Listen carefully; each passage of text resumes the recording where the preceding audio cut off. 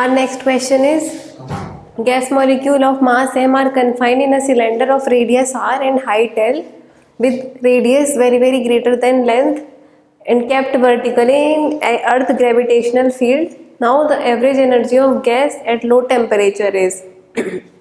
हमसे पूछा है एवरेज एनर्जी। हमारे गैस मॉलिक्यूल्स किस में है, एक सिलेंडर में फील्ड है जिसका रेडियस बहुत ज़्यादा है लेंथ से, तो इसको थोड़ा छोटा बना लेना, बाकी डायग्राम की कोई नीड नहीं है। सो एवरेज एनर्जी पे हम कैसे पहुँचेंगे? एवरेज एनर्जी के कुछ रिलेशंस हैं, that is k B t square del by del t l n of z और minus del by del beta l n of z. यानी एवरेज एनर्जी निकालने के लिए मेरे को पार्टीशन फंक्शन पहले पता होना चाहिए। और पार्टीशन फंक्शन को कैसे डिस्क्राइब करते हैं, ये 3 डायमेंशन में है, तो 1/h³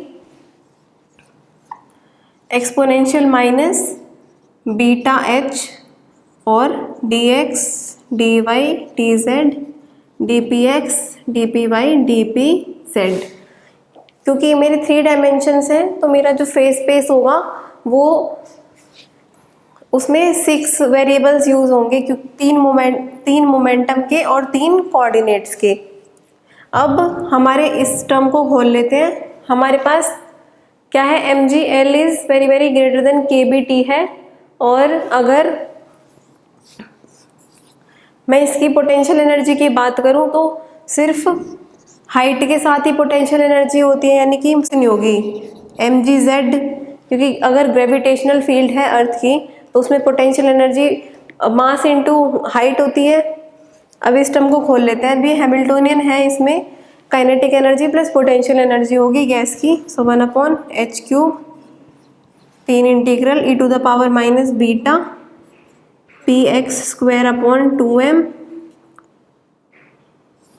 plus py² 2m plus pz² 2m, और एक टर्म आ जाएगी जो है हमारी पोटेंशियल एनर्जी की, वो होगी minus beta M G Z और dx dy dz dpx dpy dpz। अब हमें ये इंटीग्रल सॉल्व करना है।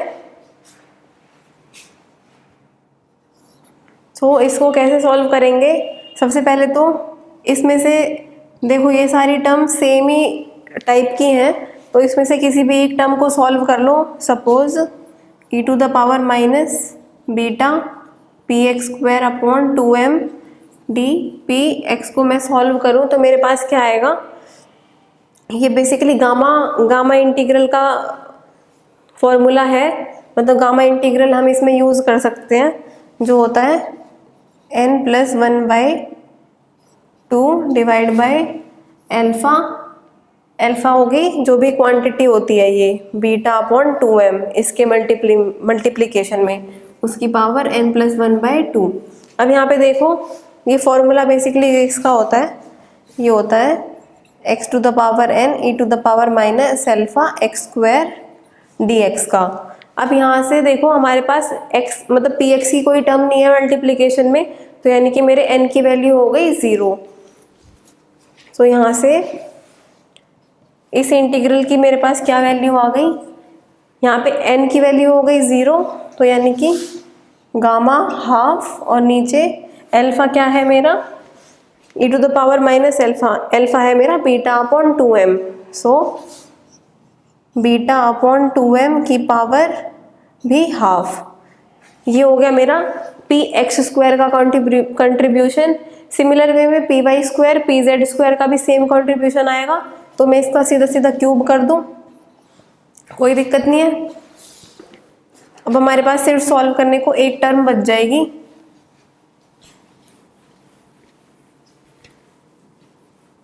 हमने dpx dpy dpz का इंटीग्रल हमने इंडिविजुअली सॉल्व कर लिया, और उससे हमारे पास ये टर्म आई। अब मेरे पास बचा है सिर्फ ये फैक्टर, अब मेरे को इसका इंटीग्रल करना है। तो अब देखते हैं इसका इंटीग्रल क्या होगा। सबसे पहले उस टर्म को लिख लेते हैं। हमारे पास क्या था, 1/h³ और गामा हाफ की वैल्यू होती है √π बीटा की वैल्यू पुट कर दो, बीटा होता है 1/kBt, तो ये सीधा सीधा, चलो अभी इसको ऐसे ही रहने दो, √1/2mkt की पावर 3। और मेरे पास इंटीग्रल किसका बचा है अभी, इंटीग्रल मेरे पास बचा है e⁻⁻βmgz और dx dy dz। अब dx dy क्या है, क्योंकि कोई भी कंट्रीब्यूशन नहीं है तो dx dy को हम एरिया, मतलब सिलेंडर का एरिया लिख सकते हैं ना। अगर ऐसे ही बहुत सारी डिस्क को मैं z कोऑर्डिनेट में लगाती जाऊं तो मेरा सिलेंडर बन जाएगा। तो एक डिस्क का एरिया कितना हो गया, πr²। सो dx dy का कंट्रीब्यूशन आ जाएगा πr²। अब मेरे पास एक वेरिएबल का इंटीग्रल बच गया। सपोज सिलेंडर की लेंथ 0 to l है, मतलब हाइट उसकी l है, तो इसका इंटीग्रेशन क्या हो जाएगा, एक्सपोनेंशियल माइनस बीटा mgz और डिवाइड में minus beta mg 0 to l। इसको जब सॉल्व करेंगे तो e⁻⁻β mg l upon minus beta mg और माइनस एक्सपोनेंशियल की पावर 0 तो 1 हो गया, माइनस बीटा mg। अब इसको थोड़ा सॉल्व कर लो, ये फैक्टर बाहर ले लो, 1 अपॉन माइनस बीटा mg मैंने बाहर ले लिया, तो ये मेरे पास क्या बच गया, या ये दोनों प्लस हो गया। अब ये टर्म कॉमन ले लो बाहर, 1 अपॉन बीटा mg। सो मेरे पास बच गया 1 प्लस 1 माइनस, ये बाहर नेगेटिव साइन भी है ना इसके साथ, तो 1 माइनस e⁻⁻β mgl। ये अब मेरा पूरा इंटीग्रेशन सॉल्व हो गया।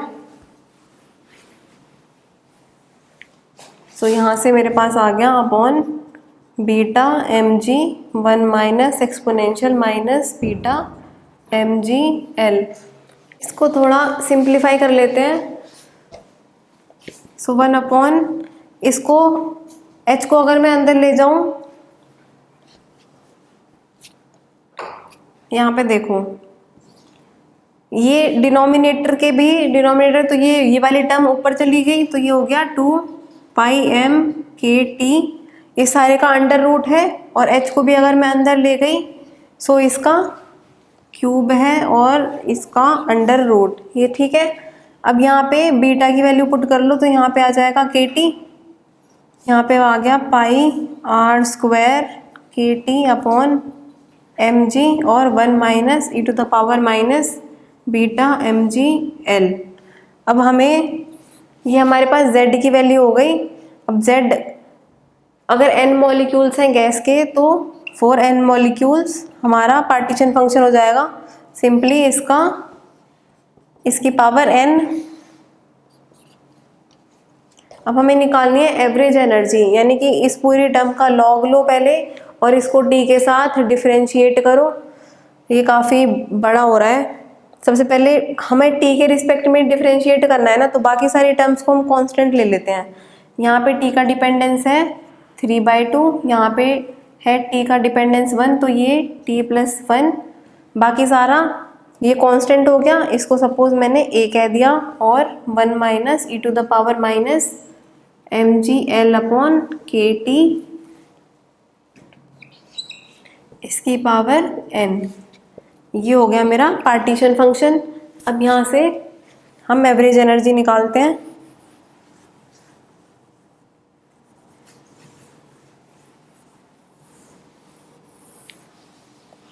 सो इसका ln z कितना हो जाएगा, बस ये n बाहर आ जाएगा मेरा लॉग के, n ln a t की पावर 5/2 और 1 minus exponential minus mgl upon kt।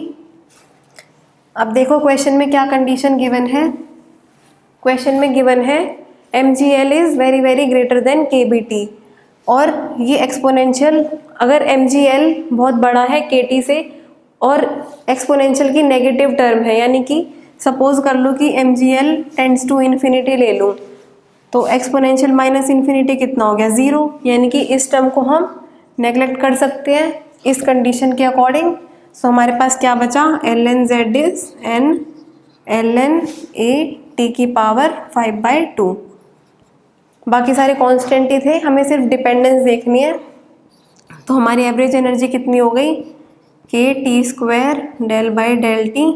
इस पूरे टर्म का डिफरेंशिएशन करेंगे तो लॉग में ये n आ गया बाहर, इसको दोबारा लिखते हैं, n सीधा बाहर आ जाएगा, k t square del by del T of ln a t की power 5/2।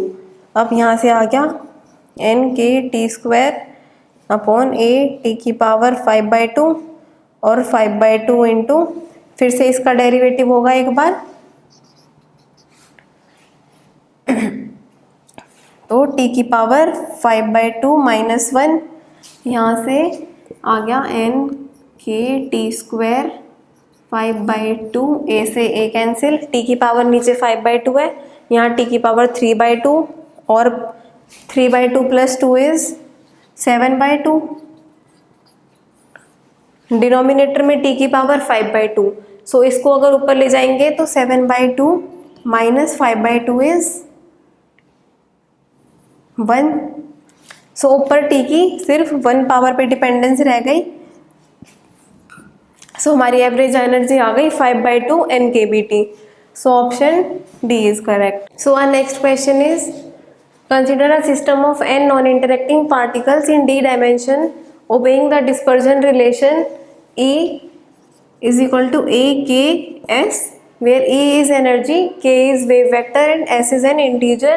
Now density of states is proportional to, हमें dispersion relation given है और हमसे density of states पूछा है एनर्जी पे कैसे डिपेंड करती हैं। तो ये फॉर्मूला आपको मतलब याद ही होना चाहिए, क्योंकि ऐसे क्वेश्चन बहुत बार आते हैं। So density of states is right proportional to d/s minus 1। ये सिंपली अगर आप याद रखोगे तो यहाँ पे तो सीधा सीधा क्वेश्चन पूछा गया है। कभी कभी एनर्जी का भी रिलेशन हमसे पूछा जाता है। तो यहाँ से हमारा ऑप्शन तो हो गया ऑप्शन बी। यहाँ पे s क्या है, डायमेंशनैलिटी, और d क्या है, डायमेंशंस। डिस्पर्जन रिलेशन से हमारे पास s की वैल्यू आती है और डायमेंशन तो हमें क्वेश्चन में मेंशन होती है। बाकी इसको निकालते कैसे हैं, इसको हम निकालते हैं, सबसे पहले हम माइक्रोस्टेट्स निकालते हैं। माइक्रोस्टेट क्या होती है, volume of coordinate into volume of momentum space. Suppose ये वॉल्यूम ऑफ कोऑर्डिनेट स्पेस है, that is x y z, और मोमेंटम स्पेस में मेरा कोऑर्डिनेट्स हो गए px py pz divide by h to the power of dimension. So यहाँ से पहले माइक्रोस्टेट्स निकलती हैं, फिर इन वॉल्यूम की वैल्यू पुट होती है, फिर उससे जो हमारे पास डिपेंडेंस आता है। सपोज यहाँ से अगर मैं 2 डायमेंशन की बात करूँ तो 2 डायमेंशन में क्या होगा, ये वॉल्यूम इन phase coordinate spaces x y। तो 2 डायमेंशन में वॉल्यूम की तो बात होती नहीं है, बस एरिया की बात होती है। तो x इंटू वाई का एरिया को सपोज मैंने a से डिनोट कर दिया। सिमिलर वे में मोमेंटम स्पेस को अगर मैं 2 डायमेंशन मानूँ तो उसका एरिया हो गया पाई पी स्क्वायर, क्योंकि मोमेंटम स्पेस एक सर्कल से डिनोट होता है, डिवाइड बाय एच स्क्वायर। अब यहाँ से देखो ये पी स्क्वायर पे डिपेंडेंस आ गई। सपोज ई क्या होता है, पी स्क्वायर बाय 2m। सो यहाँ से जो मेरी माइक्रो स्टेट्स हो गई वो हो गई 2m/e अपॉन एच स्क्वायर। अब अगर मेरे को डेंसिटी ऑफ स्टेट्स चाहिए तो मैं इसको del omega by del E में निकालूंगी। तो वहाँ से मेरे पास जो भी रिलेशन आएगा एनर्जी का डिपेंडेंस, वही मेरा ये होगा डेंसिटी ऑफ स्टेट्स। अब यहाँ से अगर मैं इसको एनर्जी के विद रिस्पेक्ट में डेरिवेट करूँ तो मेरा कोई भी मतलब ई की सिर्फ 1 पावर है, तो सिर्फ कांस्टेंट टर्म्स बच जाएंगी। तो इस फॉर्मूले से अगर चेक करके देखो, सो डायमेंशन ली मैंने 2, एस मेरा हो गया 2, क्योंकि ई की पावर पी स्क्वायर, ये एस की वैल्यू होती है। सो मेरी डेंसिटी ऑफ स्टेट्स कितनी आनी चाहिए, e की power 2/2 minus 1 that is e की पावर 0। तो यही हमारे फॉर्मूले से आ रहा है, और यही हमारे अगर इतना लंबा चौड़ा डेरिवेशन में करूँ तो उससे भी सेम चीज़ आ रही है। तो ये फॉर्मूला बहुत इंपॉर्टेंट है स्टेट्स और धर्मों के क्वेश्चन करने के लिए, तो इसको याद रखें। इसको एक बार डिस्क्राइब कर देते हैं। ये हो गया डेंसिटी ऑफ स्टेट्स, यहाँ पे d हो गया डायमेंशन, s हो गया डायमेंशनैलिटी जो डिस्पर्जन रिलेशन से हमें पता चलती है। So our next question is the number of ways in which N identical bosons are distributed in 2 energy levels. हमारे पास क्या है, n बोसॉन्स हैं और 2 एनर्जी लेवल्स हैं। सो यानी कि हमारी अब बोसॉन्स को डिस्ट्रीब्यूट करने का क्या मेथड होता है, n+g-1 इस तरह से हमारे बोसॉन्स डिस्ट्रीब्यूट होते हैं डिफरेंट सेल्स में। अब हमारे पास g की वैल्यू यहाँ पे 2 है और नंबर ऑफ बोसॉन्स तो हमारे पास n ही है, तो सिंपली इसमें g की वैल्यू 2 पुट करो। सो n+2-1 Cn, ये किसके इक्वल हो गया, n+1 और Cn which is equal to n+1 factorial divide by n factorial into n+1 minus n यानी कि 1 फैक्टोरियल आएगा। तो अब इसको n+1 फैक्टोरियल को मैं कैसे लिख सकती हूँ, n+1 इंटू n फैक्टोरियल, नीचे n फैक्टोरियल इससे कैंसिल हो गया, तो नंबर ऑफ वेज कितने आ गए, n+1। सो ऑप्शन हमारा करेक्ट हो गया ए। तो our next question is the free energy of gas of n particles in a volume v and temperature T is F is equal to n kBT और सम long term. अब हमसे पूछा है internal energy of the gases. हमारे पास free energy पहले से defined है जो है n kBT ln A0V kBT की पावर 5/2 अपॉन n। हमें निकालना है internal energy. So internal energy क्या होगी, इंटरनल एनर्जी होती है U माइनस TS। सो F मेरे पास डिफाइंड होता है U माइनस TS, पर जहाँ पे U क्या है, U है मेरी इंटरनल एनर्जी। अब मेरे पास F मेरे को पता है, इंटरनल एनर्जी निकालने के लिए मेरे को S पता होना चाहिए जो क्या है, एंट्रोपी। सो इस इक्वेशन को अगर मैं डेरिवेट करूँ, so du minus TdS minus SDT। So यहाँ से S क्या आ जाएगा, S आ गया minus del F by del T at constant. मतलब इन दोनों टर्म्स को अगर नहीं रहेंगे तो यहाँ से हम एंट्रोपी निकाल सकते हैं। तो सबसे पहले SC निकालते हैं, माइनस ये है मेरे पास F का रिलेशन। सो सबसे पहले इस T के रिगार्डिंग डिफ्रेंशिएट होगा, तो माइनस, इस माइनस को बाहर ही रख लो पहले, n kB ln A0V/n kB T की पावर 5/2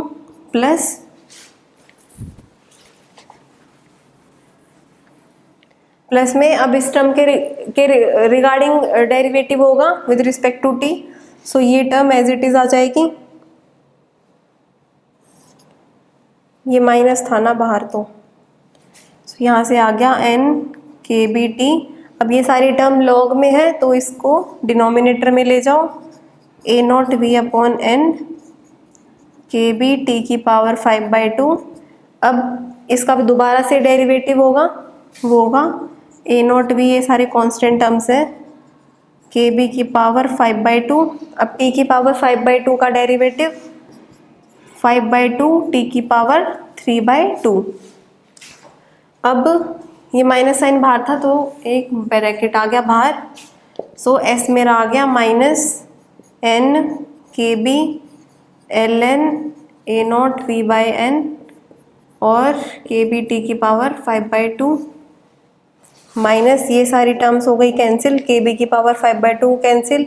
अब देखो T की पावर 1, T की पावर 3/2, 3/2 प्लस 1 इज 5/2, डिनोमिनेटर में भी 5/2 है तो T की भी सारी पावर कैंसिल हो गई। यहाँ से मेरे पास बचा 5/2 और n kB minus 5/2 n Kb, ये मेरे पास एंट्रोपी का रिलेशन आ गया।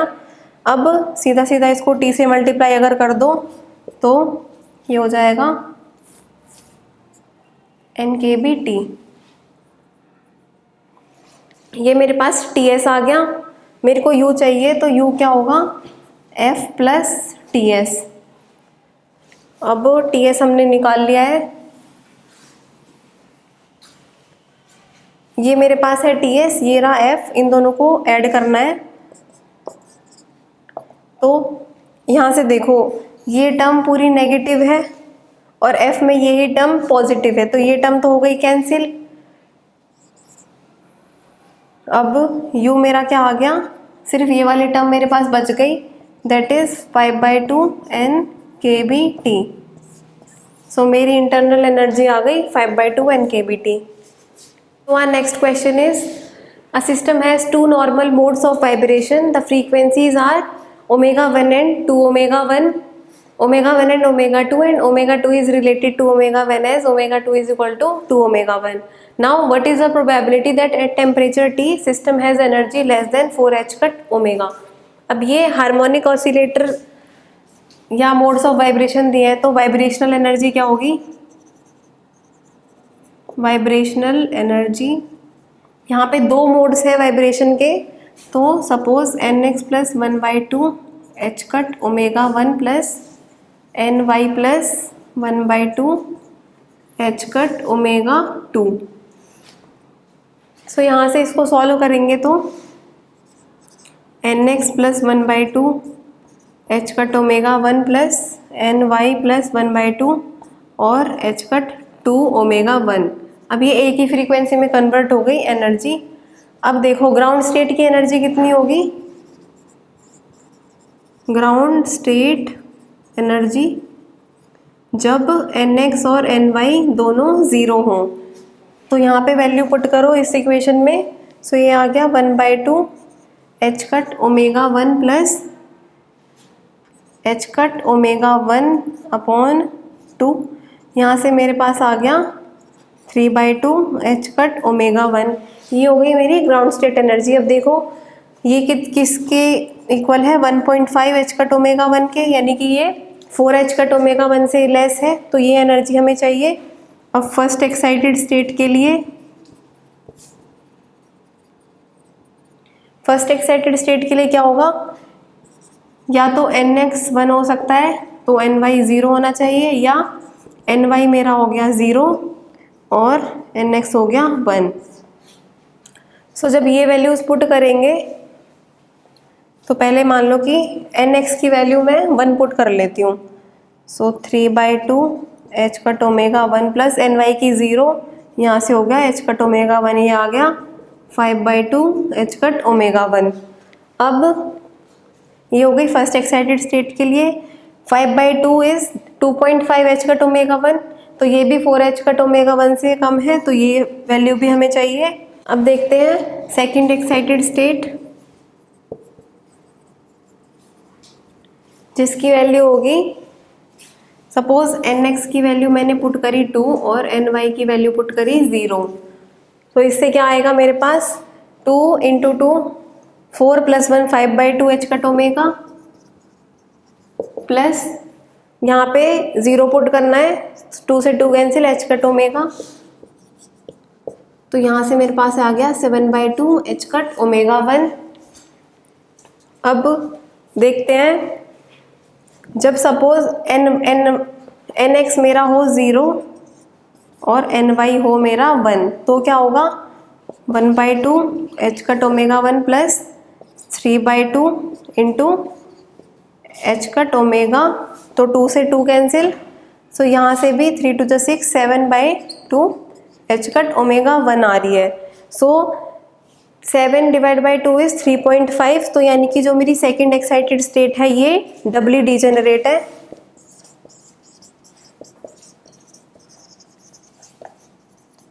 कौन कौन सी वैल्यूज, जब nx की वैल्यू हो 0, ny की 1 और nx की वैल्यू हो 2 और ny की हो 0। तो हम अब पार्टीशन फंक्शन लिख लेंगे। तो पार्टीशन फंक्शन क्या होगा मेरा,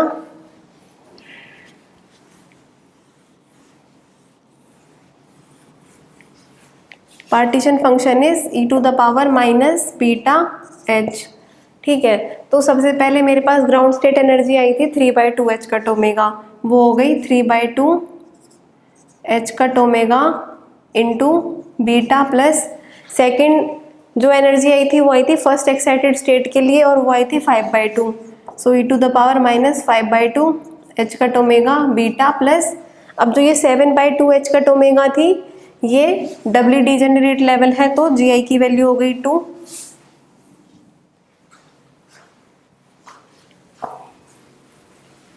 तो जी आई की वैल्यू 2 और e to the power minus 7/2 h cut omega beta.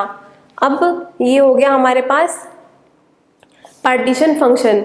अब हमें एनर्जी चाहिए सिस्टम की जो कि लेस देन हो 4 एच कट ओमेगा के, तो एनर्जी कैसे निकालेंगे?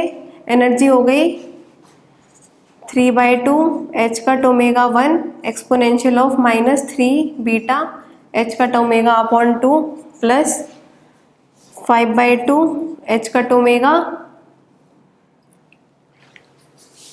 या अगर इसको हम इस टर्म को, क्योंकि देखो इसमें ऑप्शंस में हमारे पास क्या गिवन है, x की फॉर्म में है, x की पावर 3/2 अगर मैं कॉमन लूँ, सपोज यहाँ से मैंने e की पावर -3/2 H cut omega beta common लिया तो मेरे पास क्या बचेगा 1 plus e to the power -3/2 और यहाँ पे बचेगा एच कट ओमेगा बीटा और यहाँ पे e to the power -2 beta h cut omega. अब अगर मैं इस टर्म को x पुट कर दूँ, x को मैं पुट कर दूँ minus beta h cut omega, तो यहाँ से मेरे पास क्या आ गया x की पावर 3/2 1 plus x plus 2x square. अब देखो ये मेरा पार्टीशन फंक्शन हो गया, मतलब एनर्जी की वैल्यू हो गई सिंप्लीफाई। अब तो सिस्टम की एनर्जी कहीं ना कहीं इस फैक्टर पे डिपेंड करेगी, तो सीधा सीधा ऑप्शन मिला लो, कौन सा मैच कर रहा है, ऑप्शन डी। अब एनर्जी जब निकालते हैं तो पार्टीशन फंक्शन से हम डिवाइड करते हैं, ठीक है। अब देखते हैं नेक्स्ट क्वेश्चन। तो our next question is Bose condensation in liquid helium at ambient pressure occurs at 2.17 Kelvin. At which temperature will Bose condensation occur in helium for gaseous state, the density of which is 1000 times smaller than that of liquid helium? हमारे पास liquid helium का condensation हो रहा है इतने temperature पे, so liquid helium का temperature given है 2.17 kelvin. हमसे पूछा है गैसियस हीलियम का टेम्परेचर कि किस टेम्परेचर पे कंडेंसेशन होगा। सो ये बोस गैस है, तो बोस गैस का टेम्परेचर n/v की पावर 2/3 पे डिपेंड करता है, जहाँ पे ये है नंबर डेंसिटी। अब density of which is 1000 times smaller, यानी कि जो गैसियस हीलियम है उसकी डेंसिटी लिक्विड हीलियम से 1000 टाइम स्मॉलर है। तो ये हमारे पास डेंसिटीज का रिलेशन हो गया। टेम्परेचर हमें लिक्विड हीलियम का पता है, हमें गैसियस हीलियम का निकालना है, तो बस रेशो ले लेंगे T liquid upon T gas is equal to N liquid upon N gas की पावर 2/3। अब यहाँ पे देखो N gas upon N liquid कितना हो गया, या N liquid upon N gas हो गया 1000 N liquid upon N gas. So यहाँ से T लिक्विड का मेरे पास टेम्परेचर है 2.17 केल्विन और T गैस का मेरे को निकालना है N liquid upon N gas कितना हो गया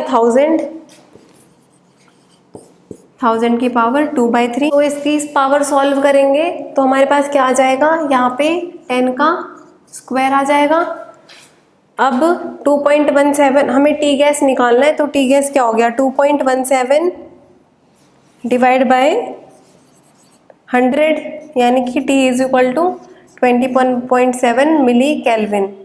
हमारा टेम्परेचर आ गया, so option B is correct. So our next question is consider a black body radiation contained in a cavity whose walls are at temperature T.